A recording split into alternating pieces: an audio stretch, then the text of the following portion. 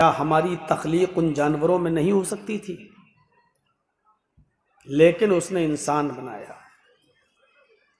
और इंसान बनाने के बाद भी उसने एक और अजीम एहसान कि उसने हमें और आपको मुसलमान बनाया। दुनिया में बहुत से मज़ाहिब आज भी जिंदा हैं। यह अलग बात है कि किसी मज़हब के मानने वालों की तादाद 1 करोड़ तक नहीं है पूरी दुनिया में, लेकिन वो अपनी मजहबी शक्ल में जिंदा हैं। ये अल्लाह का एक अजीम एहसान है कि उसने हमें और आपको इस्लाम की दौलत से माला माल किया।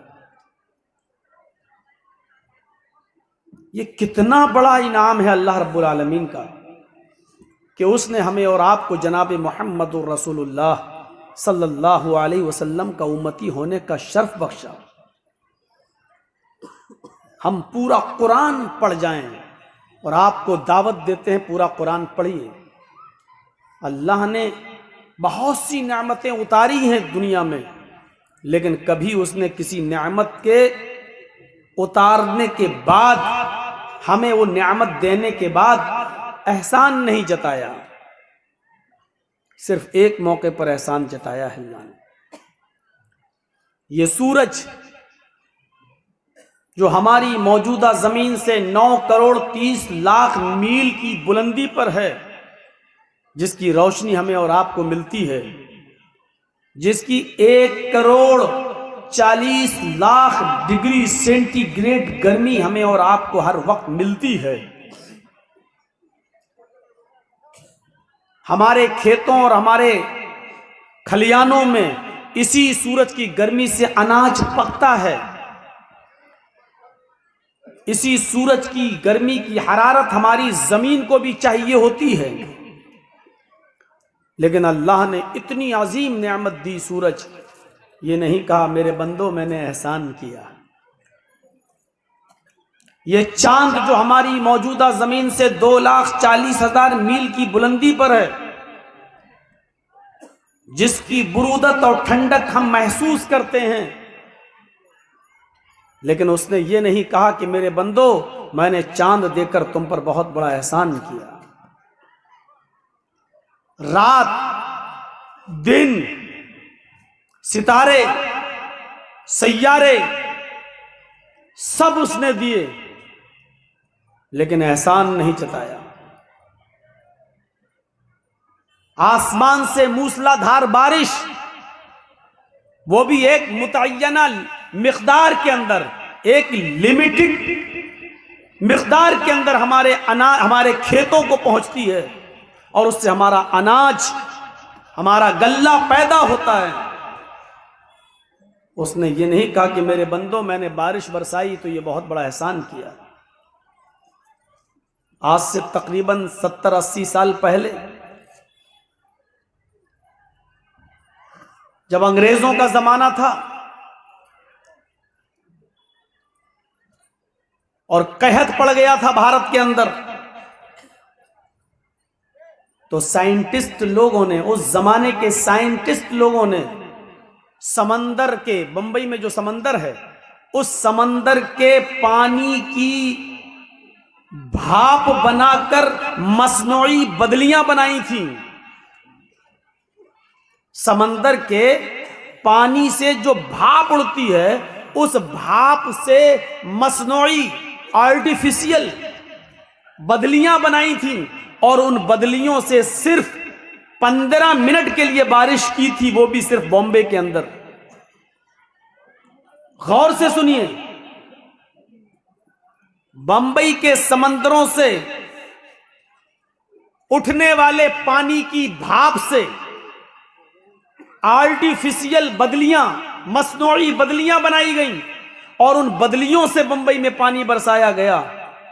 15 मिनट सिर्फ पानी बरसाया। इस 15 मिनट के पानी के बरसाने में हिंदुस्तान की 25 साल की कमाई खत्म हो गई। पूरे हिंदुस्तान की 25 साल की, पूरे इंडिया की। पानी सिर्फ बॉम्बे में बरसाया गया, लेकिन पूरे इंडिया के 25 साल की कमाई इसमें बर्बाद हो गई। अब आप अंदाजा लगा सकते हैं कि 10 मिनट और 15 मिनट की बारिश, वो भी सिर्फ बंबई में हो तो 25 साल पीछे चला जाता है हमारा मुल्क। 25 साल की कमाई बर्बाद हो जाती है। उस अल्लाह की रहमत का, इस अल्लाह की इस नेमत का अंदाजा लगाओ जो पूरे हिंदुस्तान ही में नहीं पूरी दुनिया में पानी बरसाता है, बारिश देता है, पूरी दुनिया से अनाज और गल्ले को पैदा करता है। ये कितनी बड़ी नेमत है। लेकिन उसने इतनी बड़ी नेमत को नाजिल करते वक्त भी, बारिश को बरसाते वक्त भी ये नहीं कहा कि मैंने तुम्हारे ऊपर बहुत बड़ा एहसान किया। इतनी चीजों को नाजिल करने के बाद भी अल्लाह ने एहसान नहीं जताया। लेकिन जब उसने अपने नबी जनाब मुहम्मदुर रसूलुल्लाह को कुरान देकर इस दुनिया में भेजा और आखिरी नबी बनाकर जब इस दुनिया में भेजा, तो उसने अपने बंदों पर एहसान जताते हुए कहा, लक़द मन्नल्लाहु अलल मुमिनीन इज़ बअस फीहिम रसूला। मोमिनो, मुसलमानों, ये अल्लाह का तुम्हारे ऊपर बहुत बड़ा एहसान है कि उसने तुम्हें जनाब मुहम्मदुर रसूलुल्लाह जैसा नबी दिया, तुम्हारे बीच मुहम्मदुर रसूलुल्लाह को आखिरी पैगंबर बनाकर भेजा। गौर कीजिए, ये इतनी सी एक आयत काफी है समझने के लिए कि उसने आसमान बनाया तो एहसान नहीं जताया, उसने जमीन बनाई तो एहसान नहीं जताया, उसने सूरज और चांद बनाया तो एहसान नहीं जताया, उसने सितारे मुअल्लक किए तो एहसान नहीं जताया, उसने रात और दिन बनाया तो एहसान नहीं जताया, उसने आसमान से मूसलाधार बारिश बरसाई तो एहसान नहीं जताया।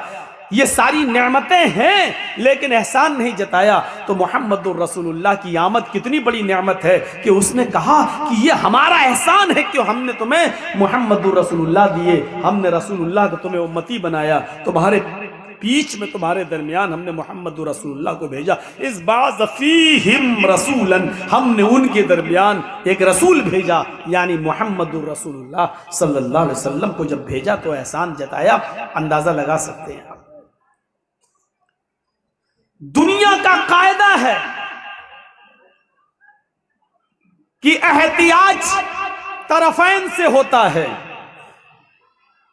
आपने ये माइक लगवाया, ये पिंडाल लगवाया, उसूल है, माइक वाले ने और पिंडाल वाले ने आपसे तय किया होगा कि हम इतना रुपया लेंगे, जाहिर है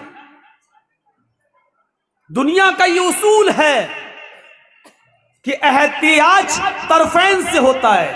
हम माइक और पिंडाल के मोहताज हैं कि ये हमारे जलसे में माइक और पिंडाल लगाया जाए, तो माइक और पिंडाल वाला, ट्यूबलाइट वाले, जनरेटर वाले हमारे भी मोहताज हैं कि इसके बदले में हमसे रकम लें।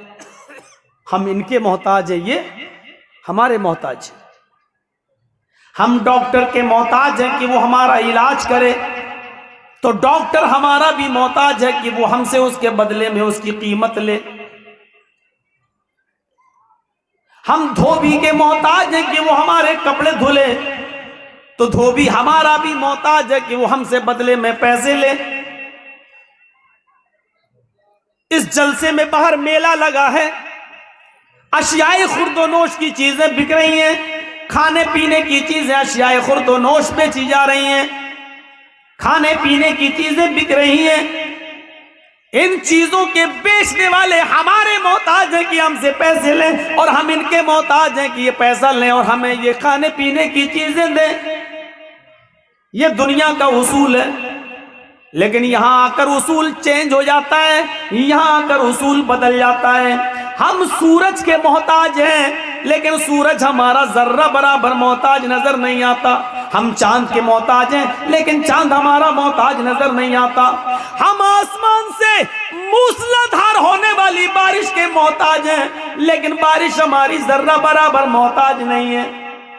दुनिया का उसूल है, आपको कोई चीज दी जाती है तो उस पर टैक्स लिया जाता है। हमारे घरों में बिजली लगी है, अगर हम रोशनी जलाते हैं, बल्ब जलाते हैं, पंखा चलाते हैं, तो हमें उसका टैक्स रीडिंग की शक्ल में, बिजली की रीडिंग की शक्ल में देना पड़ता है। हम अगर हवा लेते हैं, एयर कंडीशन चलाते हैं, तो उसका टैक्स हमें बिजली के बिल को भरने की शक्ल में देना पड़ता है। हम यहाँ उसूल देके और ज़ाब्ते देके हम जो चीज भी वसूल कर रहे हैं उसका टैक्स देना पड़ रहा है।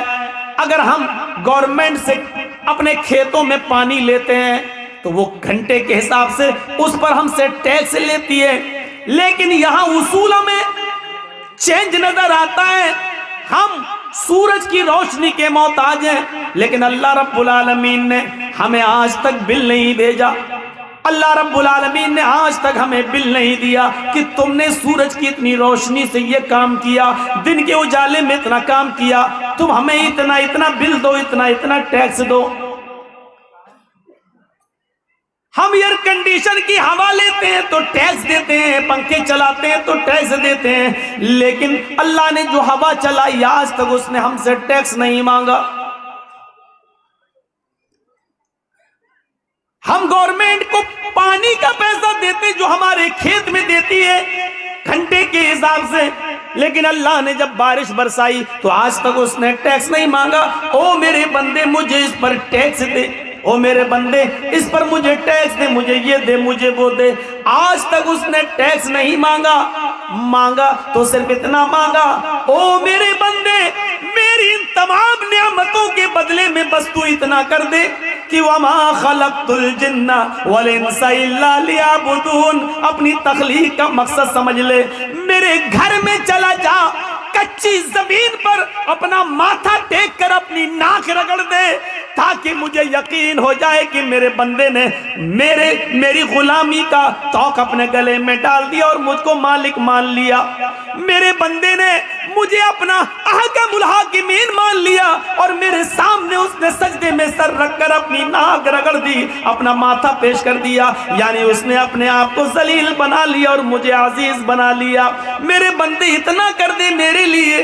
कितना नालायक है वो बंदा, कितना सरकश है वो बंदा, कितना बड़ा बगावत पर उतरा हुआ है वो बंदा, और कितना बड़ा अल्लाह का बागी है वो बंदा जो अजान की आवाज सुनकर भी होटलों में बैठकर मैच देखता है। कितना बड़ा शैतान हुआ वो बंदा जो अजान की आवाज सुनने के बाद कैरम बोर्ड खेल रहा है।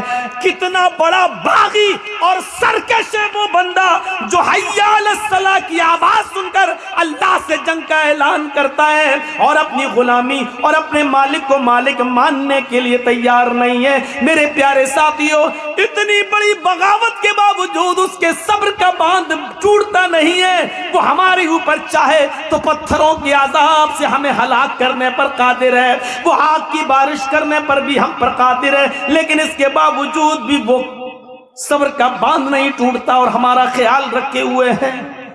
अंदाजा लगाइए आप और सोचिए कि हम कितनी बड़ी बगावत पर उतरे हुए हैं। और इसके बावजूद 70 साल के एक मरीज को हार्ट की बीमारी होती है, डॉक्टर ने ईको करवाया, हार्ट की जांच करवाई और करवाने के बाद उसने कह दिया कि तुम्हारे हार्ट का ऑपरेशन होगा। उसने ऑपरेशन कर दिया, ऑपरेशन कामयाब हो गया। जब एक डॉक्टर उस 70 साल के बुजुर्ग के पास जाता है तो उसको 8 लाख रुपए का बिल पकड़ा देता है, लीजिए आपके हार्ट के ऑपरेशन में यह खर्चा आया है। इस 70 साल के बुजुर्ग ने जब अपना बिल देखा तो उसकी आंखों में आंसू आ गए। डॉक्टर ने कहा, भाई क्यों रो रहे हो, परेशान क्यों होते हो? अगर इस बिल में ज्यादती है और तुम इतना नहीं दे पाते हो तो 1, 2, 3 लाख रुपए हम कम कर देते हैं। चलो ऐसा करो कि हम 2 लाख डिस्काउंट कर देते हैं, तुम 6 लाख दो। इस 70 साल के बुजुर्ग ने जवाब दिया, नहीं नहीं डॉक्टर साहब, बिल 8 लाख का है इसलिए मैं नहीं रो रहा हूं। हम तो 10 लाख का बिल भी अदा कर सकते थे, लेकिन रोना मुझे सिर्फ इस बात पे आ रहा है कि आपने आज थोड़ी देर के लिए मेरे दिल को संभाला तो उसका बिल 8 लाख की शक्ल में मुझे दे दिया। मेरे रब ने 70 साल तक वो मेरे दिल को कंट्रोल किया रहा, मेरे दिल को संभाले रहा, वो मेरे दिल की हरकत को बरकरार रखे रहा, न ज्यादा होने दिया न कम होने दिया। लेकिन मेरे रब ने 70 साल तक मेरे दिल की हिफाजत की, लेकिन आज तक उसने मुझे कोई बिल नहीं दिया। आज तक उस परवरदिगार ने मुझे कोई टैक्स के लिए पे अदा करने के लिए कुछ नहीं दिया। मेरे भाइयों, इस मकाम पर लाकर अपने आप को सोचिए कि दिल संभालने वाला वो है, बॉडी संभालने वाला वो है, जिस्म के दरमियान तवाज़ुन रखने वाला वो है। आज तक वो तुम्हें टैक्स नहीं देता, हम इसके बदले में इतना भी नहीं कर सकते कि अपना सर जमीन पर रखकर, अपनी नाक जमीन पर रखकर इस बात का इकरार कर ले, अल्लाह मैं तेरे सामने अपनी नाक रगड़ रहा हूं क्योंकि अजीज तू है, हम जलील हैं। अल्लाह, हमने जमीन पर अपना सर रख दिया, हम तेरे गुलाम हैं और तू मेरा मालिक है। क्या हम इस बात का भी इकरार नहीं कर सकते अपने रब के सामने? ये हमें और आपको सोचना पड़ेगा, हमें और आपको इस चीज की तरफ गौर करना पड़ेगा कि हम अल्लाह की कितनी बड़ी नेमतों के पाने के बावजूद हम उसका हक अदा नहीं कर पा रहे हैं। हमारी और आपकी हालत क्या है? जर्जीत साहब से किसी की लड़ाई हो गई, आज जर्जीत साहब के बेटे की शादी है, वो मेरा दुश्मन है, हम उसको नहीं बुलाएंगे। हट चल, शादी हो गई, पड़ोसी को पूछा तक नहीं। हमारे बेटे की शादी में वही आएगा जो मेरा मुरीद होगा, मेरा दोस्त होगा।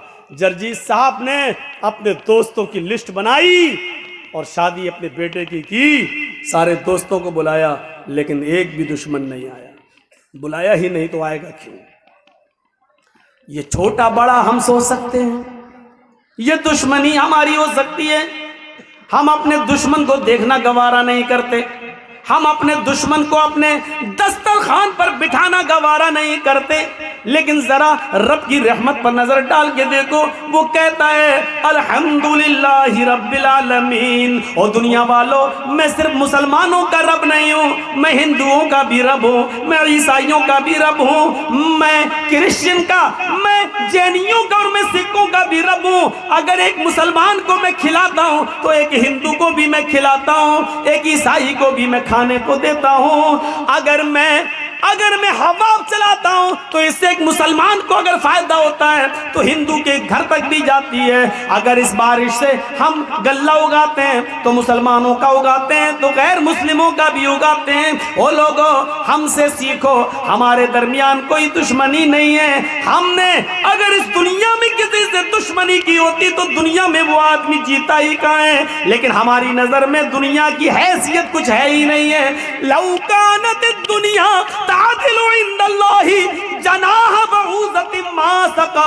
काफिरम मिनु शुरबत माइन। ओ दुनिया वालों, अगर अल्लाह की नजर में मक्खी के एक पर के बराबर, मच्छर के एक पर के बराबर भी इस दुनिया की इज्जत होती, अल्लाह इस दुनिया को मच्छर के पर के बराबर भी अगर इज्जत देता, अगर मच्छर के पर के बराबर भी इस दुनिया की शान और शौकत अल्लाह की नजर में होती, तो मा सका काफिरम मिनु शुरबत माइन, तो अल्लाह इस दुनिया से किसी काफिर को एक घूंट पानी भी नहीं पिलाता।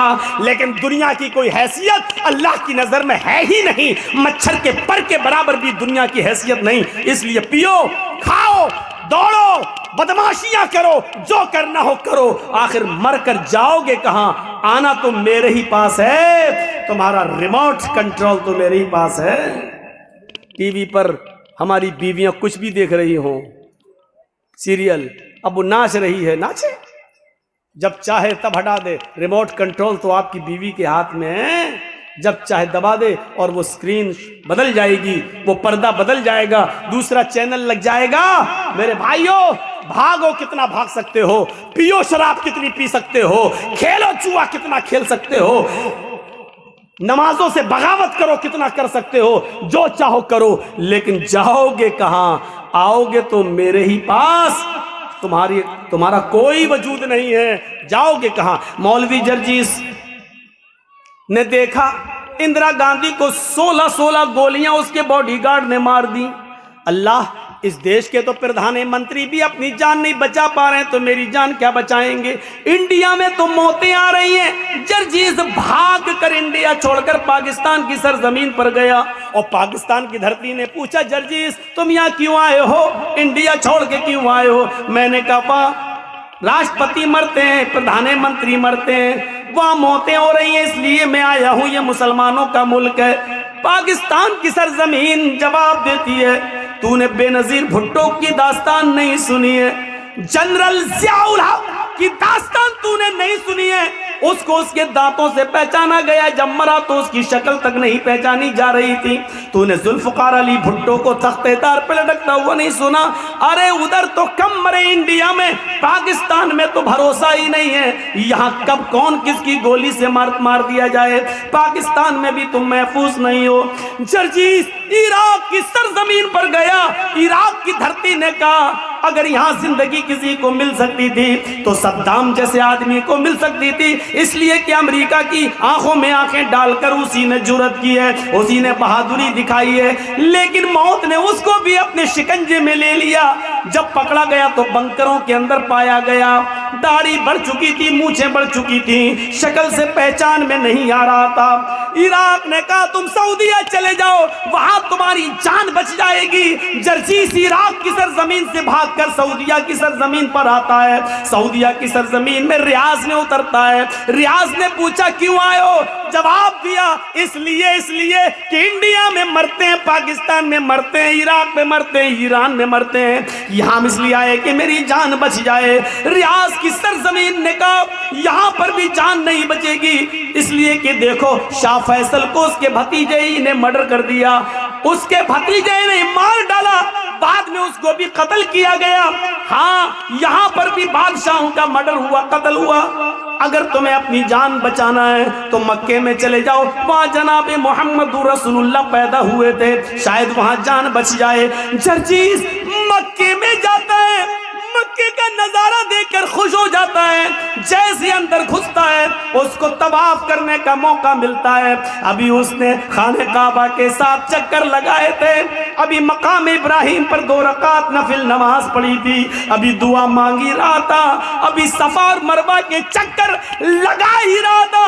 इतने में अजान की आवाज आती है, अजान के लिए नमाज पढ़ी जाती है। जर्जीस नमाज पढ़ने लगा, खुश है, आज ऐसी बस्ती में आया हूं जहां मोहम्मद रसूलुल्लाह पैदा हुए, यहां मेरी जान बचेगी, यहां कभी मौत नहीं आएगी। जर्जीस ने जब जोहर की नमाज पढ़ के सलाम फेरा, इमाम हरम ने नमाज पढ़ाकर सलाम फेरा, अस्सलामु अलैकुम व रहमतुल्लाह। मुअज्जिन खड़ा होता है, कहता अस्सलातु अलल अमवात, कुछ जनाजे आए हुए हैं, आप रुकिए, उन जनाजों की नमाज़े जनाजा पढ़ी जाएगी। मेरे भाइयों, जर्जीस ने सबसे ज्यादा जनाजे मक्के ही में देखे हैं। जुहर में जनाजे की आवाज, असर में जनाजा पढ़ा जा रहा है, मगरिब में जनाजे पढ़े जा रहे हैं, इशा में जनाजे की नमाज़े जनाजा हो रही है, मगरिब में नमाज़े जनाजा पढ़ा जा रहा। अल्लाह, इतनी मौतें तो हमने इंडिया और पाकिस्तान में भी नहीं देखी। यहाँ तो सबसे ज्यादा हर नमाज में 5-6 जनाजे आ रहे हैं। लोगों ने कहा तुम्हें अपनी जान बचाना तो मदीने चले जाओ। मदीने जाता हूँ, मदीने की सरजमीन पर अभी असर या मगरिब की नमाज पढ़ने का मौका मिलता है, आवाज आती है क्यों आए हो? जान बचाने के लिए। अगर इस हस्ती दुनिया में किसी की जान अगर बची होती तो आज ये साहिब कब्र मौजूद ना होता, आज इस रोज़े अक़दस के अंदर मोहम्मद रसूलुल्लाह की कब्र ना होती। इस कब्र के अंदर अल्लाह का सबसे ज्यादा लाडला, अल्लाह का सबसे ज्यादा प्यारा, अल्लाह का सबसे ज्यादा महबूब बंदा इस कब्र में मौजूद है। जर्जीस, मौत ने उसको भी अपने शिकंजे में ले लिया है, फिर तुम कैसे बच सकते हो? हाशा कल्ला, नहीं। कुछ लोग कुरान पढ़ रहे थे, लोगों से पूछा मैंने ये क्या पढ़ रहे हैं? लोगों ने जवाब दिया ये कुरान पढ़ रहे हैं। मैंने पूछा ये कुरान क्या है? जवाब मिला ये अल्लाह की आखिरी किताब है, कयामत तक के तमाम मसाइल का हल इस किताब के अंदर मौजूद है। मौलवी जर्जीस मुस्कुराया, जब कयामत तक सारे मसाइल का हल मौजूद है तो मौत का मसला भी हल होगा। ये किताब हमें हमेशा जिंदा रहने का भी तरीका बताएगी। जर्जीस ने भी वुजू बनाया और कुरान लेकर बैठ गया। नीयत तो ये थी कि जिंदगी भर जिंदा रहे, कभी मौत ना आए, कुरान में ऐसी आयत मिल जाए। लेकिन जर्जीस जब कुरान पढ़ रहा था तो कुरान ने भी टंके की चोट पर ऐलान करके कह दिया, ऐनमा तकूनू युदरिकुमुल मौत वलौ कुंतुम फी बुरूजिम मुशय्यदा। नहीं जर्जीस, मौत से बचने का कोई रास्ता कुरान में भी नहीं है। तुम जहां भी हो, जिस जगह भी रहो, मौत तुम्हें उधर आ जाएगी। पकड़ के रहेगी। चाहे पहाड़ों की कोह में चले जाओ, समंदर की तारीकियों में चले जाओ, आसमान की बुलंदियों पर कमंद डाल दो, चांद पे रहने लगो या सूरज तक पहुंच जाओ, कहकशाओं तक पहुंच जाओ, अंतरिक्ष तक पहुंच जाओ, कहीं भी चले जाओ, जहां तुम जा रहे हो मौत तुम्हारे पीछे पीछे जा रही है। कुल इन्नल मौतल्लज़ी तफिर्रून मिन्हु फइन्नहु मुलाक़ीकुम। तुम जिस मौत से भाग रहे हो भाग नहीं सकते, तुम जहां खड़े हो वहीं मौत तुमसे मुलाकात करने के लिए, वो तुमसे ज्यादा तेज स्पीड में दौड़ रही है, वो तुमसे ज्यादा तेज स्पीड में आ रही है, वो तुमसे ज्यादा तेज स्पीड में तुम्हारा सफर कर रही है, तुम्हारे पास आकर रहेगी, तुम्हें अपने शिकंजे में लेकर रहेगी, तुमसे मिलकर रहेगी। फइन्नहु मुलाक़ीकुम, वो तुमसे मुलाकात करके रहेगी। मुलाकात किसको कहते हैं? सलाम अलैकुम वालेकुम सलाम। आपने हमसे हाथ मिलाया, हमने आपसे हाथ मिलाया, आपने हमको देखा, हमने आपको देखा, ये है मुलाकात। आपने मेरी आंखों में आंखें डाली, हमने आपकी आंखों में आंखें डाली, ये है मुलाकात। फइन्नहु मुलाक़ीकुम, मौत तुमसे मुलाकात करेगी। इसका तर्जमा मैं यूं भी कर सकता हूं कि मौत तुम्हारी आंखों में आंखें डाल कर रहेगी, यानी मौत तुम्हें अपनी नजरों से तुम्हारी आंखों में आंखें डालेगी और तुम्हारी रूह उस वक्त निकलेगी। वअंतुम हीनइज़िन तंज़ुरून, अपनी आंखों से देखोगे। रूह निकालने वाले फरिश्ते को जब रूह निकाल रहा होगा, वो निकाल के ले जा रहा होगा। मेरे भाइयों, जब तुम्हारी रूह निकलेगी, हमारी रूह निकलेगी, वअंतुम हीनइज़िन तंज़ुरून, उस वक्त मरने वाला अपनी आंखों से देख रहा होगा। बड़ा अजीब मसला होता है जब रूह निकलती है। रूह सबसे पहले पैरों के तलवे से निकलती है नीचे। आप किसी मरने वाले के करीब बैठिए और देखिए, सबसे पहले उसका पैर काम करना बंद करता है। रूह यहाँ से खींचता है मलकुल मौत, यहाँ से खींचकर टखने तक आती है, फिर यहाँ से खींचता है तो पिंडली तक आती है। वस्साक़ु बिस्साक़, पिंडलियों से पिंडलियाँ टकरा जाती हैं और नीचे का धड़ काम करना बंद कर देता है। फिर ये रूह खींचता है तो घुटने तक आ जाती है, घुटने के नीचे का हिस्सा बेकार हो जाता है। फिर रूह खींचता है तो रान तक आ जाती है, रान से नीचे का हिस्सा बेजान हो जाता है। फिर रूह खींचता है तो सीने तक आ जाती है और सीने से नीचे का हिस्सा बेकार हो जाता है। फिर रूह हलक तक आ जाती है, हलक तक आ जाती है और हलक से नीचे का हिस्सा बेकार हो जाता है। और फिर हलक के पास आकर जब रूह को खींचता है, रूह निकालता है, तो ये रूह आँख, नाक और कान, इन तीनों रास्ते से बाहर निकलती है। और जब नाक और कान के रास्ते से निकलते हुए आंखों तक पहुंचती है तो आंखें फट जाती हैं।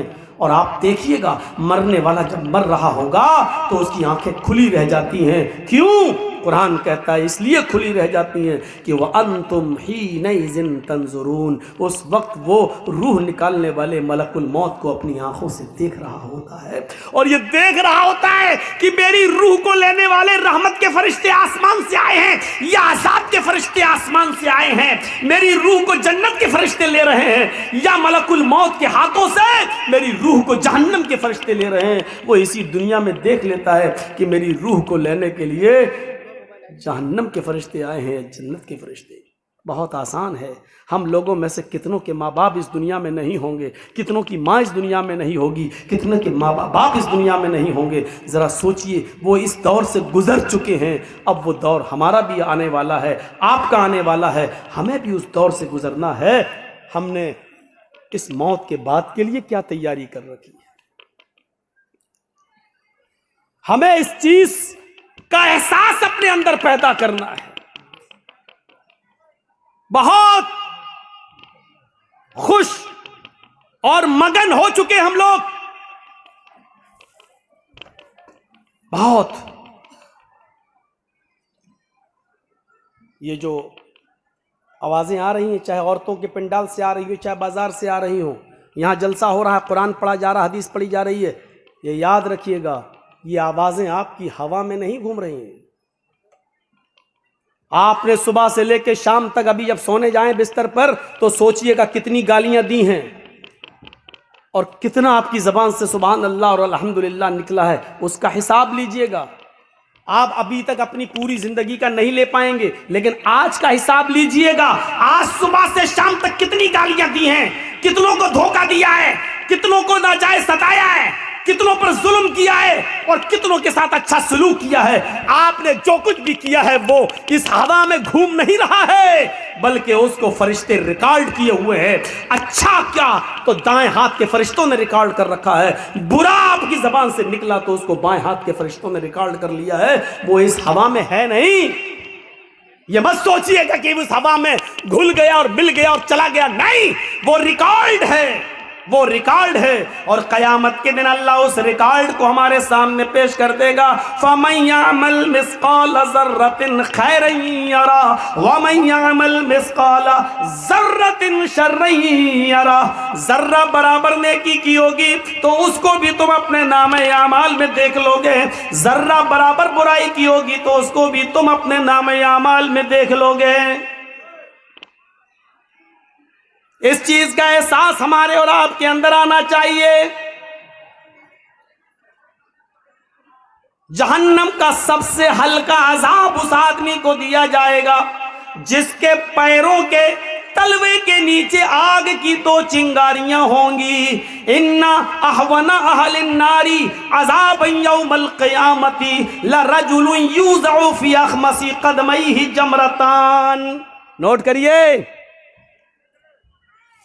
इन्ना अहवना अहलिन नार, सबसे हल्का अजाब उस आदमी को होगा, यानी दुनिया में जिसने सबसे कम गुनाह किए होंगे, और उसको जहन्नम में सबसे हल्का अजाब दिया जाएगा। भैया स्टेज पर चलना बंद कर दीजिए आप लोग, ये हिल रहा है, मुझे लग रहा है कि गिर जाएगा। बंद करिए आप और उसूल बदलिए। जिसको चाहे स्टेज पे बिठा दिया, पैंट शर्ट आई टाई और खैनी वाले सब स्टेज पे बैठे हुए हैं। बन गए सब मोदी के बाप, स्टेज पे बैठ गए, बहुत इज्जत हो गई। और यहां बैठ के धम धम धम धम धम धम और कर रहे हैं।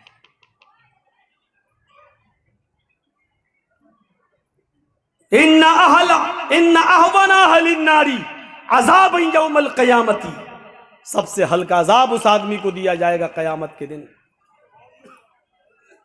लरजुलुन युज़अु फी अख़मसी क़दमैहि जमरतान, जिसके पैरों के तलवों के नीचे आग की दो चिंगारियां रख दी जाएंगी। चिंगारी, कभी बीड़ी पिए हो? हाँ, वो तो बहुत लोग होंगे ऐसे। मौलाना साहब किसी को खड़ा करके पूछो, कहेगा हाँ हाँ हाँ मौलाना साहब गलती हो गई, आइंदा नहीं पिएंगे, लेकिन अभी तो कहेगा हाँ पीते हैं। चिंगारी देखी आपने? एक आध चिंगारी उठती है।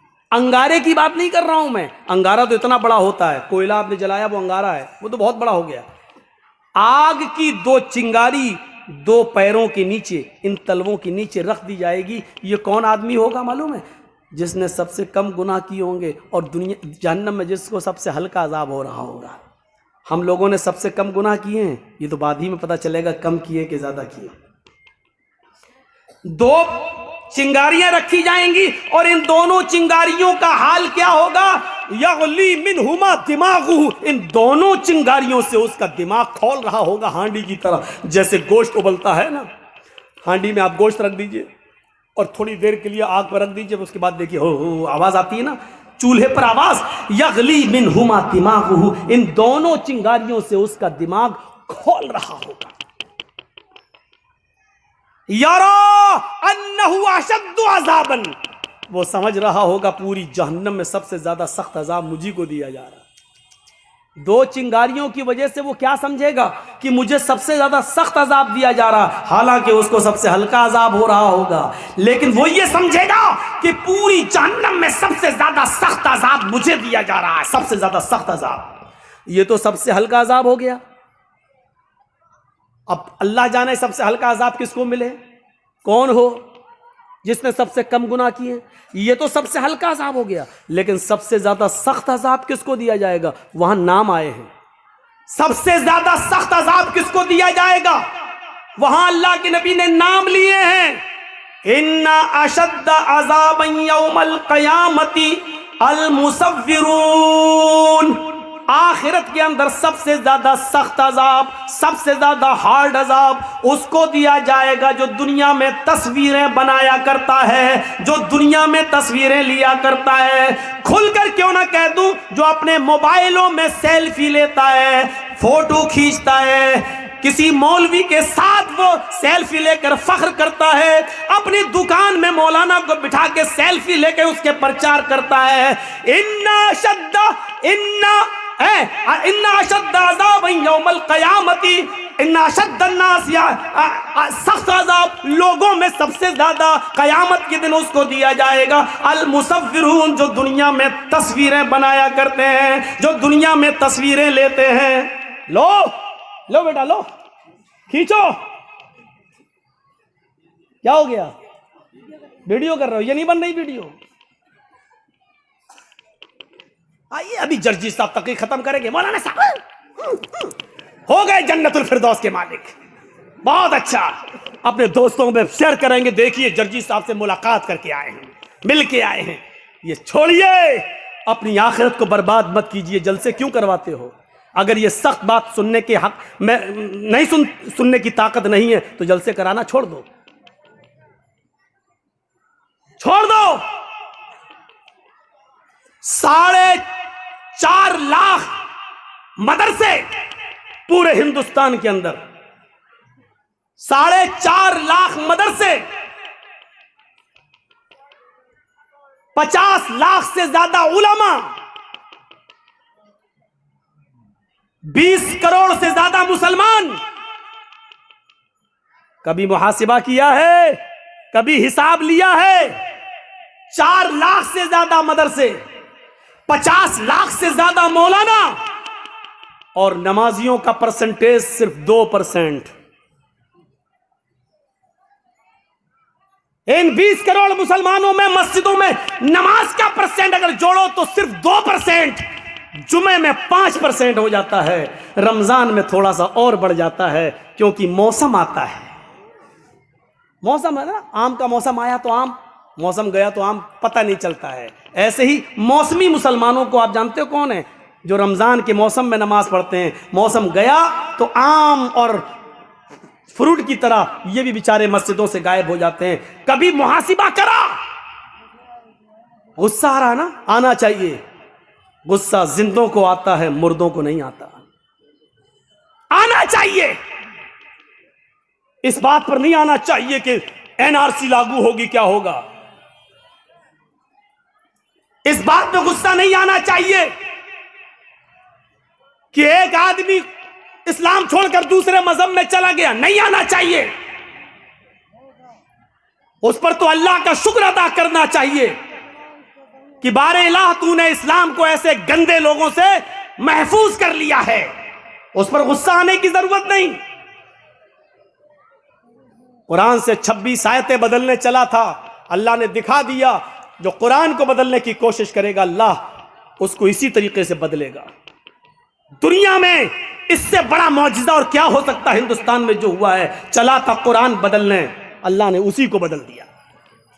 ले, यह है तेरा अंजाम। तो इस पर गुस्सा नहीं आना चाहिए।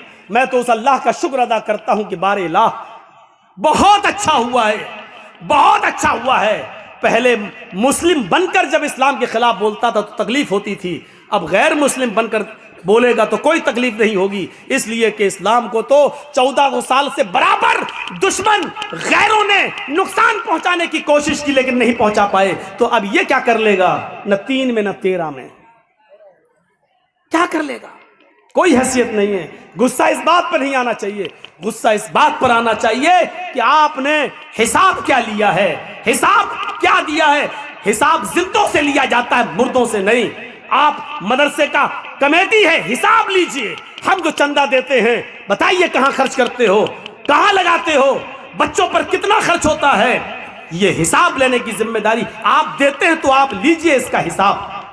मदरसे वालों को हिसाब देने में शिकायत नहीं होनी चाहिए। तुम कौन होते हो हिसाब लेने वाले? हजरत उमर फारूक जब अमीरुल मोमिनीन बनाए गए और मिंबर पे खड़े होकर खुतबा देने लगे, जैसे उन्होंने अल्हम्दुलिल्लाह कहा, एक नौजवान मजमे में खड़ा हो गया, कहने लगा उमर खुतबा नहीं देने दूंगा। कहा क्यों? पहले ये बताओ, आज नया कुर्ता पहन कर आए हो, ये नई कमीज पहन के आए हो, ये नई कमीज तुम्हें कहां से मिली है?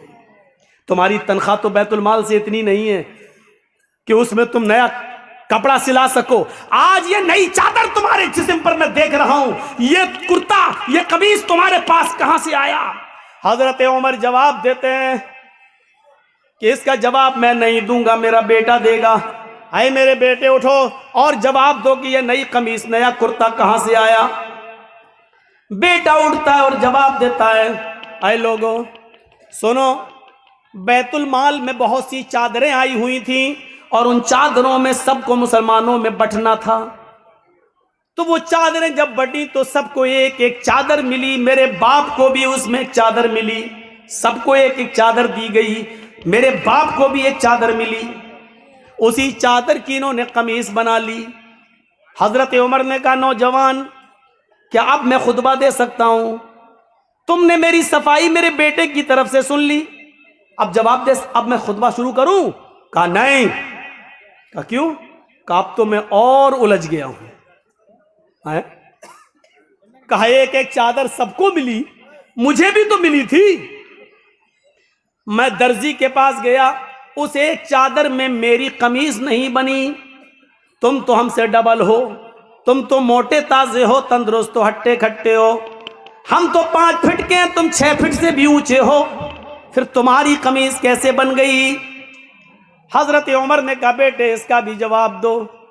हजरत उमर का बेटा कहता है, लोगों और आए हिसाब लेने वाले तू भी सुन, मेरे बाप को एक चादर मिली थी, मुझे भी तो एक चादर मिली थी, सबको एक एक चादर दी गई, उसमें मेरा भी हक था, मुझे भी एक चादर दी गई। मैंने अपने बाप की कमीज में कई जोड़ लगे हुए देखे, पैबंद लगे हुए देखे, तो मुझे अपने बाप की कमीज पर बड़ा अफसोस होता था कि मेरे बाप के पास कोई कपड़ा नहीं है। तो मैंने अपने बाप को अपनी भी चादर दे दी, अपनी चादर और मेरी चादर, दोनों चादरें मिलाकर मेरे बाप ने कमीज बना ली। हजरत उमर ने कहा, नौजवान अब क्या कहते हो, अब मैं खुतबा दूं? वो नौजवान बैठ गया, अमीरुल मोमिनीन अब आप खुतबा दीजिए। अल्लाह की कसम मुझे फख्र है कि मेरा अमीर ऐसा है कि जिसने अमानत में खयानत नहीं की है, जिसने एक पैसे की भी अमानत में खयानत नहीं की है, कपड़े के एक तार की भी अमानत में खयानत नहीं की है। अब आप खुतबा दीजिए। मैंने ये सबके सामने इसलिए पूछा ताकि आपकी सफाई सबके सामने आ जाए। मेरे भाइयों, सबके सामने उस आदमी ने पूछा, हिसाब लिया और उमर फारूक ने सबके सामने हिसाब दिया। हिसाब जिंदों से लिया जाता है, मुर्दों से नहीं। मुर्दे तो मर गए, वो अपने कर्म जो किया है उसके हक वो भुगते। अच्छा किया तो अच्छा, बुरा किया तो बुरा, लेकिन जिंदों से हिसाब लिया जाता है। आप जिंदा कौम हैं, मुहासिबा करिए। मुहासिबा 20 करोड़ मैंने कम बताए, इस भारत में मुसलमान है 30 करोड़ से ज्यादा, मदरसे हैं 4 लाख से ज्यादा, उलमा है 50 लाख से ज्यादा। लेकिन इतने मदरसे होने के बाद, इतने आलिम होने के बाद, इतने मुसलमान होने के बाद, मस्जिदों में इन मुसलमानों के नमाज पढ़ने का परसेंट है सिर्फ 2%। मेरे भाइयों, ये 98% मुसलमान क्या कर रहा है, ये 98% मुसलमान क्या कर रहा है? कभी आपने मुहासिबा किया? कभी आप जो समाज और सोसाइटी के अंदर पंचायतें बिठा लेते हो, जो जुल्म करते हो, भरे मजमे में कहता हूं, अगर मेरी बात गलत हो तो बताओ, आज ऐसा होता है कि नहीं होता है कि एक लड़की बाकायदा पंचायत में कहती है कि इस लड़के के साथ मैं 1 साल से रह रही हूं, 2 साल से मेरा इसके साथ ताल्लुक है, अब ये शादी नहीं कर रहा है मेरे साथ, लिहाजा शादी करवाइए। और वो लड़का शादी से जब मना करता है तो पंच लोग बैठकर फैसला करते हैं कि तुम रहते थे कि हाँ ये भी राजी थी, मैं भी, मैंने ऐसा ऐसा किया, तो क्या हुआ? अब पंचायत फैसला क्या करती है? 5 लाख रुपया तुम दो, या तो शादी करो, और शादी नहीं कर रहे हो तो लड़के से 5 लाख, 2 लाख, 1 लाख रुपया लेकर लड़की को दिया जाता है कि जाओ तुम अपना घर बसा लो। बताओ ऐसा होता है कि नहीं होता है? और ये पंचायत में ये फैसले किए जाते हैं कि नहीं किए जाते हैं? ऐसा भी होता है, लड़का किसी लड़की को लेके भाग गया, समाज सोसाइटी में बुराई हुई, बुलाया गया, लड़का लड़की को लेके आ गया, पंचायत बैठती है और पंचायत में ये लड़की का बाप रोता है, अब मेरी लड़की कहीं मुंह दिखाने के लायक नहीं रही। पंचायत बैठती है और पंच फैसला करते हैं कि तुम इस लड़की से शादी करोगे। साहब शादी नहीं करेंगे, मेरे घर वाले तैयार नहीं, लाइए 2 लाख रुपए दो, और लड़की को दे दिया जाता है। मैं पूछना चाहता हूं कि लड़की अपनी मर्जी से जब भागी है, लड़का भी अपनी मर्जी से भागा है, पंचायत बैठी है, सजा लड़के को ही क्यों मिल रही है? उससे 2 लाख रुपया लेकर फिर उसी लड़की को क्यों दिया जा रहा है? जब गलती दोनों की थी तो सजा दोनों को क्यों नहीं मिल रही है? एक तरफा सजा का क्या तमाशा है, ये मुझे बताइए। ये आपकी सजा क्या शरई सजा है? क्या कुरान और हदीस के मुताबिक सजा है? जबकि कुरान ये कहता है कि जिना के मामले में लड़की ज्यादा गलत होती है, लड़का कम। लड़की की तरफ से ज्यादती होती है और लड़के की तरफ से कम, क्योंकि कुरान ने कहा है अज़्ज़ानियतु वज़्ज़ानी फजलिदू कुल्ला वाहिदतिन मिनहुमा। जिना करने वाली लड़की और जिना करने वाला लड़का, इन दोनों को 100-100 कोड़े मारो। अल्लाह ने पहले लड़की कहा है, बाद में लड़का कहा है, क्योंकि जिना की शुरुआत और जिना की हिम्मत और जिना के लिए उकसाना लड़की की तरफ से पहले होता है। लड़का ठीक है भगा रहा था, लेकिन लड़की अगर भागने का इशारा न करती तो कभी जिंदगी के अंदर लड़का उस लड़की को भगा नहीं सकता था। मेरे भाइयों, फिर लड़की को सजा न दी जाए और पैसा लेकर जुर्माना लड़की को दे दिया जाए। शर्म आनी चाहिए ऐसे पंचों को, और शर्म आनी चाहिए ऐसी पंचायत को जो बिल्कुल दोगला, नालायक और अखलाक से गिरा हुआ फैसला करते हैं। तुम्हें कयामत के दिन अल्लाह के यहां इसका जवाब देना होगा। भाग रही लड़की, साहब मुंह काला हो गया है, क्यों भागी? साहब चली गई। इसका मतलब बाप की गलती थी। क्यों दिया था तूने अपनी लड़की को एंड्रॉइड मोबाइल? क्यों चलाती थी व्हाट्सएप? क्यों चलाती थी मैसेंजर? क्यों चलाती थी फेसबुक? मोबाइल तो तूने ला कर दिया है ना? या चोरी छिपे लड़की मोबाइल चला रही हो, घर में लड़की की अम्मा तक को पता ना हो? सब मिली हुई होती हैं, अम्मा भी बिटिया से मिली होती है। इस मौके पर वो सीरियल याद आता है, बेटी भी कभी माँ भी कभी बेटी थी। हम सास भी कभी बहू नहीं कहेंगे। आज बेटी जो कर रही है, माँ जानती है कि बेटी क्या कर रही है, क्यों माँ भी कभी किसी की बेटी थी। सर्दियों के लिए तो लड़कियां दुआ मांगती, अल्लाह जल्दी सर्दियां आए। क्यों मालूम है क्यों? क्योंकि गर्मियों में मोबाइल नहीं चला पाती हैं, सर्दियों में कंबल डाला अंदर अंदर चल रहे हैं, अंदर सर्दियों की दुआएं मांगी जाती हैं। ऐसी लड़कियां भागेंगी नहीं तो और क्या होगा? अभी तुम सोच रहे हो कि मौलाना क्या करें?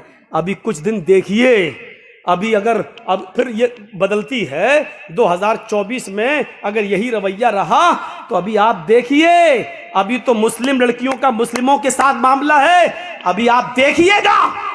अभी तो सिर्फ एक आदमी बदला है, उधर जाकर धर्म चेंज किया है। अभी तो आप और हमारी बेटियां जाएंगी और धर्म चेंज करेंगी, दूल्हा बदलेंगी। कोर्टों में एप्लीकेशनें पड़ी हुई हैं कि मैं फलां लड़के से शादी करना चाहती हूं, मुझे डर है कि मेरा बाप रोड़ा अटकाएगा, मेरा बाप रोड़ा अटकाएगा। 3 लाख मुस्लिम लड़कियों की एप्लीकेशनें आज कोर्ट के अंदर पेंडिंग में हैं कि मेरे लिए शादी का सरकारी बंदोबस्त किया जाए। 3 लाख मुस्लिम लड़कियां गैर मुस्लिमों के साथ निकाह करने के लिए तैयार हैं। सुनना पड़ेगा तुम्हें ये सब कुछ, तुम्हें क्या तुम्हारे बाप को भी सुनना पड़ेगा। दे दो मोबाइल हाथ में।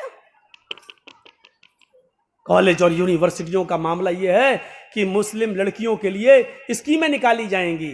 इतनी लड़कियां मुसलमान, और क्या कहा जाएगा? मुस्लिम लड़कियां पढ़ने में बहुत पीछे हैं, लिहाजा मुस्लिम लड़कियों के लिए फला कॉलेज में इतनी सीटें खाली हैं, फला डिपार्टमेंट में इतनी सीटें खाली हैं। लड़कों को नौकरी नहीं दी जाएगी, लड़कों को MBBS में जगह नहीं मिलेगी, लड़कों के लिए वैकेंसी नहीं निकलेगी, लड़कियों के लिए निकलेगी। और वहां प्लानिंग है, प्लानिंग। और प्लानिंग कहां से हो रही है मैं नाम नहीं लूंगा, क्योंकि इन यूट्यूबर वालों ने हमें नाम लेने के लायक नहीं छोड़ा है, नहीं छोड़ा है। इन कमीनों ने मुझे कहीं का नहीं छोड़ा है। मना करने के बावजूद आज फिर दिया है, आज फिर दिया है इन्होंने। आज तो हद ही कर दी। आज तो वो खतने के लिए वो हिस्सा भी बना के डाल दिया है। कयामत के दिन मैं तुम्हारा गरीबान पकड़ूंगा, अल्लाह की कसम। मैं इस स्टेज से कह रहा हूं कि मैं तुम्हें माफ नहीं करूंगा। जिसने भी ये हरकत की है मैं माफ नहीं करूंगा तुम्हें, क्योंकि मेरे मना करने के बावजूद भी तुमने ये हरकत की है, मैं माफ नहीं करूंगा। और कर लो 15 दिन और 20 दिन, उसके बाद तुम्हारा पत्ता बिल्कुल साफ। क्योंकि हमने अब शर्त लगाना शुरू कर दी कि जहां चैनल वाले आएंगे वहां मैं नहीं आऊंगा। साफ तौर पर शर्त लगा दी। और 13 फरवरी को प्रोग्राम है मेरा, इसी जगह है ना भाटोल में। मैं उसके लिए आज ही कह के जा रहा हूं, अगर एक भी यूट्यूबर वाला आया तो मेरे बात फिर सुन लीजिए, मैं एक भी नहीं आऊं, मैं नहीं आऊंगा। मैं आज ही मना कर दे रहा हूं कि एक भी चैनल नहीं आना चाहिए, एक भी चैनल। इसकी शुरुआत में इस जलसे से कर रहा हूं। तुम यहां मस्त हो, यूपी में मेरे ऊपर पाबंदी लग गई। तुम्हारी हरकतों की वजह से मैं तकरीर नहीं कर सकता हूं वहां पर। मेरे घर नोटिस पहुंच गया है। ये तुम्हारे हरकत से नहीं, तुम्हारे हरामीपने से मैं गाली दे रहा हूं तुम्हें, तुम्हारे हरामीपने से। इससे बड़ी गाली दे रहा हूं तुम्हारे सुअरपने से। मैं इस लायक हो गया हूं। 13 फरवरी को सुन लें आप लोग सब, मैं यहां से कह के जा रहा हूं कि एक भी नहीं आना चाहिए। और मैं पहले ही पता लगा लूंगा जहां भी रहूंगा कि वीडियो बन रही कि नहीं। अगर जहां भी मैं रहूंगा किसी भी होटल में, सुन लूंगा ये आए हैं, मैं वहीं से अपना बोरिया बिस्तर बांध के चला जाऊंगा, मैं नहीं आऊंगा। मैं आज कह दे रहा हूं, बिल्कुल साफ कह दे रहा हूं। और कल जहां जलसा होगा उधर भी बोलूंगा, परसों हर जगह मैं ये बोलूंगा। अब तक जहां इश्तिहार छप गए वहां तक तो चल रहा है मामला, लेकिन आगे अब ये मामला नहीं चलने दूंगा मैं। इन लोगों ने मना करने के बावजूद भी मेरी बात नहीं मानी है। तुम्हारे पास बैलेंस आना चाहिए बस, दूसरा जेल की सलाखों में चला जाए। तुम्हारे बाप का क्या जा रहा है, तुम्हारी माँ का क्या जा रहा है? जो कुछ बिगड़ रहा मेरा बिगड़ रहा है। रो रही मेरी बाप, हार्ट अटैक का बीमार है मेरा बाप। तुम्हारे बाप का और तुम्हारी माँ का क्या जा रहा है? तुम्हें तो बैंक बैलेंस मिल रहे हैं। 13 फरवरी को एक भी चैनल वाला हमें नहीं दिखना चाहिए। जिसको मैं चाहूंगा उसको मैं बुलाऊंगा, मैं अपने चैनल को बुलाऊंगा। मैं जो चाहूंगा अपनी मर्जी से कटिंग करके उसमें दूंगा, मैं उसको रखूंगा। ये याद रखिएगा, 13 फरवरी जो यहां प्रोग्राम है बिल्कुल नहीं। 12 वाले को मैं फोन कर दूंगा, 10-11 वालों को सबको मैं फोन करके अब मना कर दूंगा। एक भी चैनल वाला अगर दिखाई दिया तो हम नहीं आएंगे। ये देख रहे हैं आप गुंछे, ये आप इसको कम मत समझिए। रेजिस होते हैं, किसी दिन अगर फट गया तो पूरे उसमें आग लगेगी। ये रेजिस है, ये बहुत खतरनाक चीज है जो आप समझ नहीं रहे हैं, जो माइक में लगा देते हैं। और इन बेचारे जलसे वालों को बड़ा रहम आ जाता है, बेचारे चलो कर रहे हैं। ये रहम के लायक नहीं है, ये ट्यूबर रहम के लायक नहीं है। जब इन्होंने मना करने के बावजूद मेरी बात नहीं मानी तो अब रहम के लायक नहीं रह गए। ये अल्लाह ताला रहमान है, रहीम है, बहुत रहमान और रहीम है, लेकिन इसके बावजूद जहन्नम बनाई है, क्योंकि वो जानता है कि हर इंसान पर रहम नहीं किया जा सकता। ये यूट्यूबर उसी लायक है। इससे ज्यादा भी और क्या बोले। एक आदमी को किसी ने फोन करके कहा ऐसा क्यों डाल रहा है, तो वो क्या कहता है, सभी डाल रहे हैं तो मैं क्यों पीछे रहूं। वाह साहब, सब मालूम है, एक एक चीज मुझ तक पहुंचती है, एक एक चीज मैं बराबर नजरें रखे हुए हूं यूट्यूब पर। वो सब चैनल वाले मेरी नजरों में है जो ऐसा कर रहे हैं। तुम्हारी नजरों में किसी की इज्जत प्यारी नहीं है। मना करने के बावजूद बताइए, वो खतना तक बना दिया। वो लिंग मशीन, हम मशीन बोल रहे हैं, बजाय वो लिंग बना दे रहा उसमें और यूट्यूब पर डाल रहा है। औरतें भी हमारी तकरीरें सुनती हैं। तेरे घर में माँ बहन नहीं है बेगैरत, शर्म नहीं आती तुझे है? तू ऐसी चीज उसमें बना के डाल रहा है कि लड़कियां भी हमारी तकरीरें सुनती हैं, वो देख के शर्मा जाएं। लगता है ऐसा काम वही कर सकता है जिसके घर में बहन ना हो, जिसके घर में बेटी ना हो। इतना खतरनाक सुनने के बाद भी अगर तेरा कलेजा ना पसीजे और तेरा दिल मोम ना हो तो शर्म से चुल्लू भर पानी में डूब के मर जाना चाहिए ऐसे यूट्यूबर। अभी रहने दो, अब इनका इलाज कर दिया मैंने। आज हम ऐसी चीजें बोल ही नहीं रहे हैं, क्या डालेंगे ये। तो मेरे भाइयों, लेकिन जो चीज मैं बोलना चाहता था वो बोल नहीं पा रहा हूं, क्योंकि ये लोग बोलने नहीं दे रहे हैं। इसलिए 13 फरवरी को याद रखिएगा, शुरुआत आपके यहां से होनी चाहिए। मुझे एक भी यूट्यूबर दिखना नहीं चाहिए। तो मेरे भाइयों, मैं बात बहुत आगे की तरफ ले गया और बढ़ गया। तो मैं कह ये रहा था, कहां से बात कट गई थी, किसी को मालूम है मैं क्या कह रहा था? सब सो रहे थे? हाँ? क्या लड़की का मैटर? तू तो छोटा, तुझे कैसे मालूम लड़की का मैटर? देखो इतना सा रखा था लड़की का मैटर। क्या कह रहा था?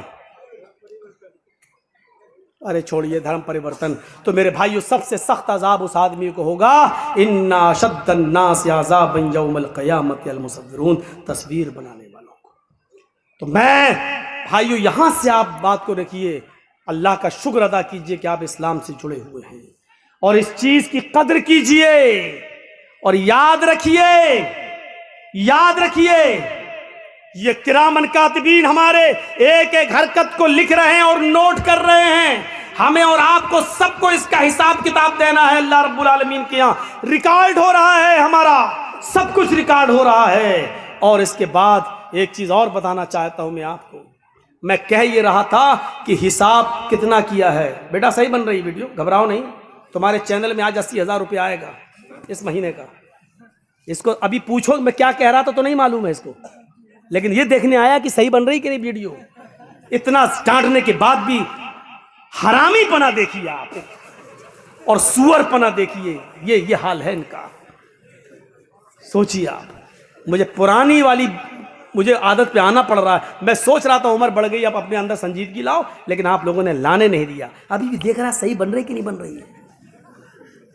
शर्म आनी चाहिए, शर्म। तो मेरे भाइयों, मैं कह यही रहा था कि हमें और आपको एक एहसास पैदा होना चाहिए। 4 लाख मदरसे, यहां से मेरी बात कट हुई थी। परसेंट कितना? 2%।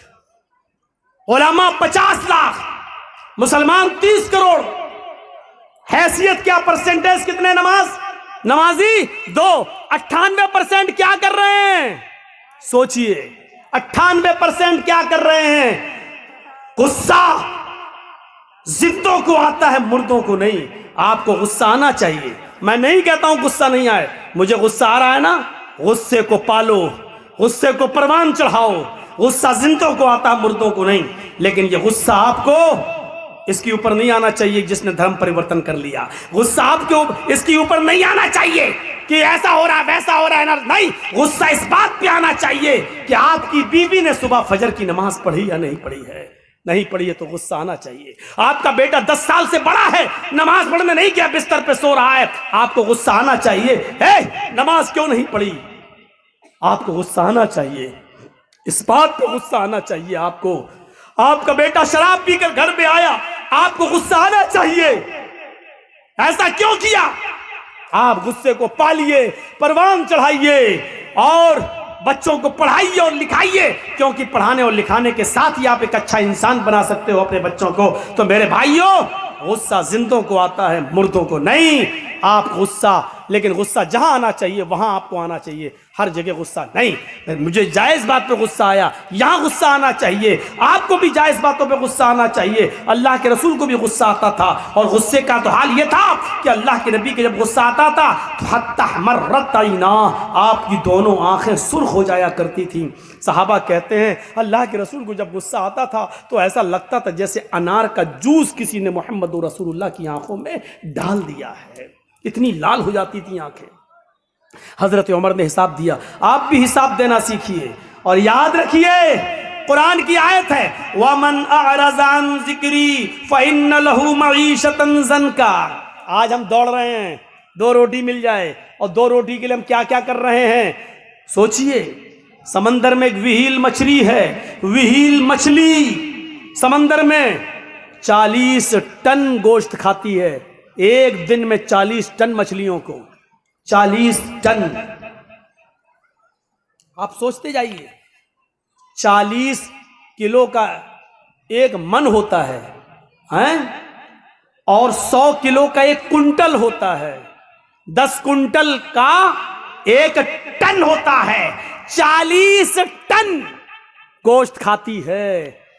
मेरा रब उस मछली को भी भूखा नहीं सोने देता है जो एक दिन में 40 टन गोश्त खाती है। आए 2 रोटी खाने वाले, आए 2 मुट्ठी चावल खाने वाले, तू इतना परेशान क्यों है? तू इस 2 रोटी को कमाने के लिए किसी को धोखा दे रहा है, किसी के साथ गद्दारी कर रहा है।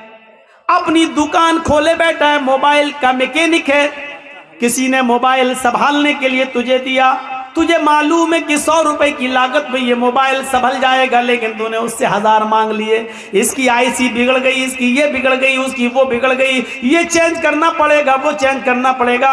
हिसाब किताब जोड़ के आपने 1000 बता दिया और मामला 800 पे डन हो गया। ठीक है, हम 800 दे देंगे, 700 दे देंगे।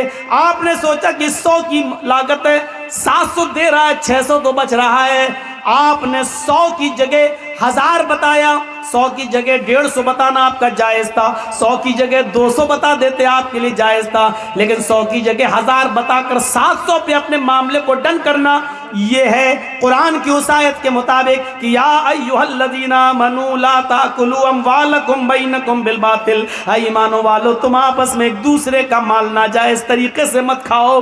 ये मुसलमान का ही माल नाजायज तरीके से खा रहा है, ये उसको गसब कर रहा है। मेरे भाइयों, 100 रुपए का मोबाइल 150 आप ले लो, 200 ले लो, आपने 700 रुपए जो लिए हैं ये आपके लिए हराम है। अल्लाह की कसम, अब आप जो खाना खाकर मस्जिद में जाओगे नमाज पढ़ने के लिए, आपकी नमाज कबूल नहीं होगी।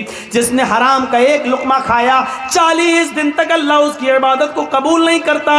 हम और आप सोचें, हमारी रिस्क की तंगी क्यों हो रही है? हम इतना कमा रहे हैं लेकिन पैसा हमारे पास रुक क्यों नहीं रहा है? बहुत से लोगों को शिकायत, मौलाना पैसा तो बहुत है, कमाता हूं मैं एक दिन में 50-50 हजार रुपए, लेकिन रुकता नहीं है मेरे पास, पता नहीं कहां चला जाता है, पता नहीं कहां चला जाता है। तेरे सवाल का जवाब दिया है कुरान ने। भाई हर आदमी को यही शिकायत है ना, पैसा तो आता है मौलाना, मेहनत तो करता हूं, 500-600 हजार रुपए रोज कमाता हूं, लेकिन यार जितना कमाता हूं शाम तक कुछ नहीं बचता, मेरे हाथ में नहीं रहता है। कभी बेटा बीमार, कभी बेटी बीमार, कभी बाप बीमार, कभी अम्मा बीमार, कभी बीवी बीमार, या रुकता नहीं है।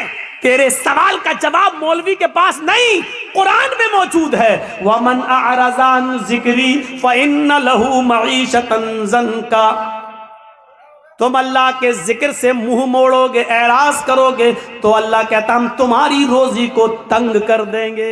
आइए 2-3 मिसालें सुन लीजिए, बड़ी अच्छी मिसालें दे रहा हूं।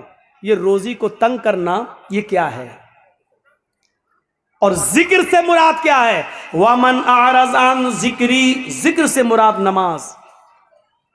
अल्लाह ने सूरह जुमा में फरमाया फ़इज़ा क़ुज़ियतिस सलात या अय्युहल्लज़ीना आमनू इज़ा नूदिया लिस्सलाती फसआऊ इला ज़िक्रिल्लाह।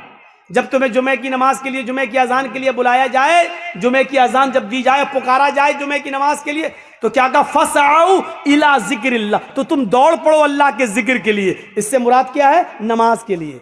तो तुम चलो नमाज के लिए, जिक्र से मुराद नमाज। यहां अल्लाह ने क्या कहा? वमन अअरज़ा अन ज़िक्री, जिसने मेरे जिक्र से एराज किया, मुंह मोड़ा, तो क्या कहा?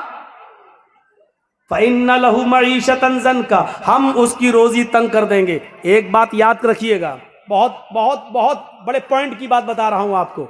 अल्लाह ने यहाँ ये नहीं कहा कि नमाज छोड़ोगे तो रोजी तंग कर देंगे। छोड़ने वाले का तो वो तो मुसलमान ही नहीं है, वो अपने आप को मुसलमान समझता रहे। मेरे भाइयों, अल्लामा इब्ने बाज ने फतवा दिया है, सऊदिया के सबसे बड़े मुफ्ती ने, कि अगर बेनमाजी मर जाए तो उसकी जनाजे की नमाज न पढ़ी जाए, उसको मुसलमानों के कब्रिस्तान में दफन न किया जाए।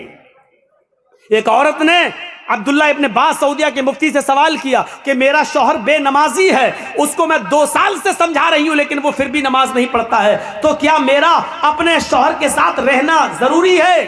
फरमाया बिल्कुल नहीं, 1 सेकंड में तुम अपने शौहर से अलग हो जाओ। उसने फिर पूछा कि मेरा शौहर मुझे तलाक नहीं दे रहा है, मैं क्या करूं?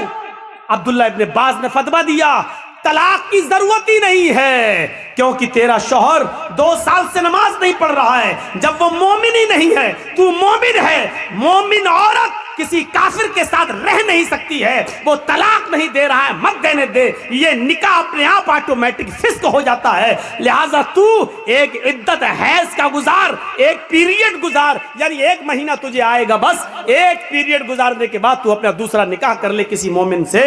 तलाक की जरूरत ही नहीं है, क्योंकि वो तेरा शौहर ही नहीं है। मेरे प्यारे साथियों, गौर करो, अल्लाह ने यहां क्या कहा है?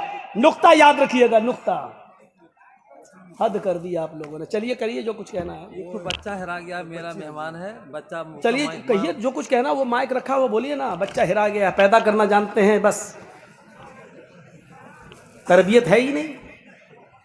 घर में घुसो 5 बच्चे, किसी के 6 बच्चे, हर जलसे में बच्चा हिराता है, একটা বাচ্চা हर जलसे में। একটা বাচ্চা হারিয়ে গেছে, মেয়েটার নাম হলো শহর বানু, ওর বাড়ি হলো বাটরাহা। ও আমার বাড়িতে অর্থাৎ মেম্বারের বাড়িতে ও কুটুম আসছে, যদি আপনারা কেউ পেয়ে থাকেন আমার ঠিকানায় বাচ্চাটাকে দিয়ে যাবেন। বাচ্চাটার নাম হচ্ছে শহর বানু। আসসালামু আলাইকুম। इसकी माँ को सलाम करना चाहिए। यानी कितनी व्यस्त है चूड़ी और साड़ी दिखाने में कि बच्चे की फिक्र ही नहीं है। मुसलमानों के पास रह गया, पैदा करो, छोड़ दो हमारा साड़ की तरह गाय की, बस। पैदा कर रहे हो तो कम से कम तरबियत भी होनी चाहिए यार। हर जलसे में सुनता हूँ एक बच्चा खो गया, कभी तो बच्ची रोती हुई आती है, कभी तो लगता है इसका बाप नहीं मिलेगा, हम ही को लेके जाना पड़ेगा। अजीब सा लगता है। तो नमाज छोड़ना तो अलग चीज है, उसके बारे में हम नहीं कह रहे हैं। वमन आरज़ान जिक्री, जिसने मेरे जिक्र से एराज किया। ये एराज क्या होता है सुनिए, दिल चाहता कि आज तुम्हें बताऊं, सुनो एराज क्या होता है।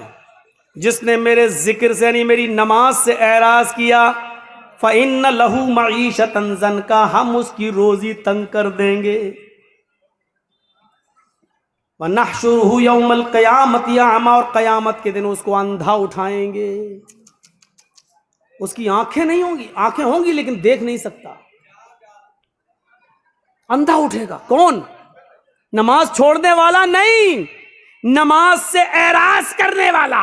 एराज करना क्या हुआ? एक मिसाल तो यही मिल गई। ये एराज करना है, जैसे एक औरत का बच्चा खो गया और अम्मा को फिक्र ही नहीं बच्चे की, वो अपनी चूड़ी में लगी हुई है, वो अपनी चप्पल दिखा रही है, कितने की, ये तेरी बिंदी कितने की, ये साड़ी कितने की। इसको कहा जाता है कि इसने अपने बच्चे से एराज किया है। ये है, यानी बच्चे को फेंका नहीं है, हटाया नहीं है, छोड़ा नहीं है, लेकिन बच्चे की फिक्र नहीं है। ये क्या हुआ? एराज करना। मसलन एक बच्चा, दूध पीता बच्चा बिस्तर पे रो रहा है, मां को मालूम है कि भूखा है, लेकिन उठाकर अपने बच्चे को अपनी पिस्तान से लगा के दूध नहीं पिला रही है, बल्कि वो टीवी देख रही है। वो रो रहा है, ये सीरियल निकल जाएगा तो वो रो रही। इसको कहते हैं कि इसने अपने बच्चे से एराज किया है। देखो बच्चे को छोड़ नहीं रही है, फेंक नहीं रही है। इसी तरीके से नमाज से एराज करना क्या है? नमाज को आदमी इनकार नहीं कर रहा है कि नमाज नहीं पढ़ना चाहिए, पढ़ता है, लेकिन अजान हो रही है मस्जिद की तरफ नहीं आ रहा है, अजान हो रही है कैरम बोर्ड खेल रहा है, अजान हो रही है मैच देख रहा है, अजान हो रही है टीवी में मसरूफ है। एक आदमी के घर में आग लग गई है, उसका घर जल रहा है, लेकिन वो आदमी क्रिकेट खेल रहा है, क्रिकेट खेल रहा है, अब घर जल जाए, जबकि उसको फिक्र होनी चाहिए दूसरे घर की, इंतजाम करने की, आग बुझाने की, लेकिन वो ना आग बुझा रहा है, ना आ रहा है, बल्कि मैच खेलने में मसरूफ है या किसी और काम में मसरूफ है। तो इसको क्या कहेंगे? इसने अपने घर से एराज किया है। मान लीजिए जर्जीत साहब की बीवी एडमिट हो जाए, डिलीवरी हो रही हो, डॉक्टर कहे मां या बच्चे में से किसी एक को बचाया जा सकता है, जर्जीत साहब भाटोल में स्पीच दे रहे हैं। ठीक है डॉक्टर साहब, जो होगा होगा, वो तो तकदीर में, मरना होगा मरेगी, जिंदा होगा। और हम जलसा करने में लगे हैं, दूसरों को लगा दिया। ये हुआ बीवी से एराज करना। अरे जलसे बाद में हो जाएंगे, पहले तुम इंसानियत निभाओ वहां जाकर। तो एराज समझ गए ना? बच्चे को दूध की जरूरत है, मां रो रहा है और मां देख रही है कभी सास भी कभी बहू थी, नाटक। तो क्या कहा जाएगा कि ये बच्चे से एराज कर रही है। कुरान ने यही कहा, वमन अरज़ अन ज़िक्री फ़इन्न लहू मईशतन ज़नका, जो भी अपने मेरे जिक्र से एराज करेगा, नमाज से एराज करेगा, हम उसकी रोजी को तंग कर देंगे। वो आदमी कमाएगा लेकिन उसकी कमाई उसके पास रुकेगी नहीं। आज जिनके घरों में पैसा रुकता नहीं, आता तो बहुत है लेकिन रुकता नहीं, कभी बच्चा बीमार, कभी बीवी बीमार, कभी बेटी बीमार, कभी इसमें खर्च, कभी उसमें खर्च, वो अपने गरीबानों में झांके। ऐसा तो नहीं कि नमाज के वक्त वो चाय की होटलों में बैठे हों, नमाज के वक्त कैरम बोर्ड खेल रहे हों, नमाज के वक्त खेत जोत रहे हों, नमाज के वक्त मस्जिद के बजाय वो किसी और काम में लगे हुए हों, क्योंकि कुरान ने कहा है जो नमाज से एराज करेगा वो हम उसकी रोजी को तंग कर देंगे। ये रोजी तंग, ये तो दुनिया में होगा, रोजी तंग दुनिया में होगी, और आखिरत में इसकी सजा क्या होगी? वनहशुरुहु यौमल क़यामति आमा, और क़यामत के दिन हम उसको अंधा उठाएंगे। वो कहेगा अल्लाह दुनिया में तो मैं बीना था, देखता था, लेकिन आखिरत में तूने मुझे अंधा क्यों कर दिया, आखिरत में तूने मुझे अंधा क्यों उठाया। वो ये बात कहेगा, इस बात का ऐलान करेगा। अल्लाह के जिक्र से एराज का बहुत खतरनाक अंजाम होता है। एक अंजाम मैं तुम्हें बताने जा रहा हूं। लोनी का नाम सुना है? गाजियाबाद से दिल्ली जब आप जाएंगे तो बाई रोड बस के जरिए, तो बीच में एक जगह पड़ेगी लोनी। लोनी में सन 1995 का वाकया है। सुनिएगा जरा, जिसको जाना हो चला जाए। आज मैं रोकूंगा नहीं, लेकिन इतनी गुजारिश है कि इस वाक़े को सुन के जाए। छोटा सा है, 2 सगे भाइयों की शादी होना थी। लोनी मुसलमानों का एक बहुत अच्छा इलाका था, उसमें मुसलमानों की तादाद बहुत अच्छी खासी है, और उसके कुछ लोग दिल्ली में भी बड़ी बड़ी कोठियां और फ्लैट बनाकर रह रहे हैं, और लोनी में भी बहुत बड़ी बड़ी अमीर पैसे वाले लोग मुसलमानों में, उनकी कोठियां बनी हुई हैं। सन 95 की बात बता रहा हूं मैं कि 2 सगे भाइयों की शादी होनी थी, और जिस गांव में उनकी बारात जानी थी उस गांव में 2 लड़कियां उसी गांव की थी।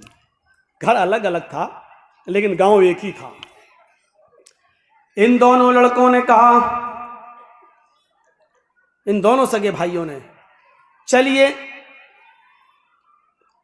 कल हमारी बारात जाएगी, क्यों ना आज की रात हम नाच गाने में गुजारें। इन लोगों ने, इन दोनों भाइयों ने सन 1995 के अंदर दिल्ली के मशहूर जगह जो रेड लाइट एरिया कहलाता है, जहां तवाइफें रहती हैं, गाड़ी बुक करके 8-10 तवाइफों को बुलाया।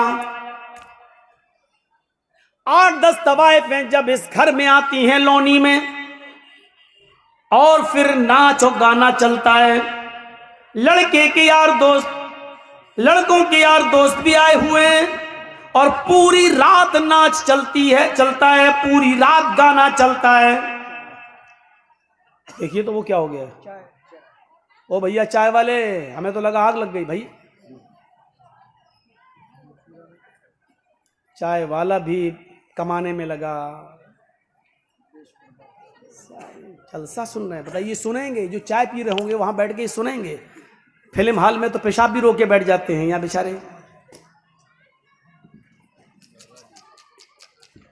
अफसोस होता है अल्लाह, मुझे सिर्फ बिहार बंगाल में कहना पड़ता है, कभी हैदराबाद में हमें कभी किसी को कुछ नहीं कहना पड़ा, महाराष्ट्र में कभी नहीं कहना पड़ा, कश्मीर में कभी नहीं कहना पड़ा, तमिलनाडु में कभी नहीं कहना पड़ा, पंजाब हरियाणा राजस्थान कभी किसी को नहीं कहना पड़ा। ये सब हमें यहाँ कहना पड़ता है, इन 2 में 3 में, बिहार बंगाल झारखंड, इनके अलावा कहीं नहीं किसी को डांटना पड़ता, ना फटकारना पड़ता। बहुत सिस्टम, मौलाना लोगों के लिए भी रास्ता अलग से, पब्लिक एक भी ना सेल्फी ले सकते ना, अलग से ले गए, अलग से लाए, उनका अलग रास्ता, औरतों का रास्ता अलग, मर्दों का अलग, ना औरतें मर्दों में मिल पाएंगी ना मर्द औरतों में मिल पाएंगे। बड़ी अजीब सिस्टम होती है यहाँ तो, पता नहीं क्या सिस्टम है। वो चाय बेच रहा है, वो देखो वो उड़ के भाग रहा है, देखिए अब उसको पेशाब लग रहा है। ये सूरत हाल होती है यहाँ पर, क्या किया जाए। सामने से और उठते हैं तो और तकलीफ होती है मुझे यार। एक बार हैदराबाद के अंदर एक आदमी आया, सामने से उठा, मैंने समझा पेशाब करा, सीधे स्टेज पे आया, माइक पकड़ लिया मेरा, उठा के फेंक दिया पूरा माइक। ऐसा बोलता है, लगा कुर्सियां फेंकी, अंडे चले, टमाटर फूटे, आलू, ये सब। तो उसी वक्त से डर लगने लगा, जो भी उठता मुझे लगता कहीं माइक ना पकड़ ले। भाई जो चीज दिमाग में बैठी है वो इतनी आसानी से नहीं निकल सकती है ना। मैं भी इंसान हूं, तो मत उठा करो, उठना हो तो पीछे बैठा करो। अब ये देखो, हद हो गई है। इन्ना लिल्लाहि व इन्ना इलैहि राजिऊन। फिर मिसाल देना पड़ती है कुत्ते की पूंछ वाली। 100 साल तक रखो सीधा करने के लिए पाइप में, 100 साल के बाद निकालो तो सीधी हो गई होगी? नहीं, वो टेढ़ी ही निकलेगी। वही हाल होता है अल्लाह के बंदे। तो वो रात भर नाच चला। सुनो बड़ा जबरदस्त वाकया। रात भर नाच चला, रात भर गाना चला, और इतनी रात चला कि पूरी सुबह सादिक हो गई और मुअज्जिन ने अजान की आवाज दे दी। अल्लाहु अकबर, अल्लाहु अकबर। तवाइफों के अंदर इतना एहतराम था कि जैसी अजान की आवाज आने लगती है, मस्जिद के अंदर से तवाइफों ने नाचो गाना छोड़ दिया, वो रुक गई। लेकिन इन दोनों लड़कों ने, जिनके सर पर आज सेहरा बंधेगा, इन दोनों लड़कों ने उन तवाइफों से पूछा, ये पायलों की छनकार क्यों रुक गई है, ये नाच न क्यों बंद हो गया है? उन तवाइफों ने कहा, नौशे मियां, अजान हो रही है, हम लोग भी मुसलमान हैं, अगरचे गलते काम करते हैं, लेकिन इतना तो जानती हूं कि अजान का एहतराम होना चाहिए। ये अजान हो रही है, अजान हो जाने दीजिए, उसके बाद हम अपना काम शुरू कर देंगे। इन दोनों लड़कों ने कहा, अजान दिन भर में 5 मरतबा होती है, ये तो होती रहेगी, लेकिन तुम थोड़ी रोज आओगी। चलो तुम अपने गाना गाना और नाचना शुरू करो। चूंकि तवाइफों को पैसा लेना था, एहतराम में रुकना भी उनका बेकार गया, और इन दोनों लड़कों के कहने पर उन्होंने फिर नाचना शुरू कर दिया।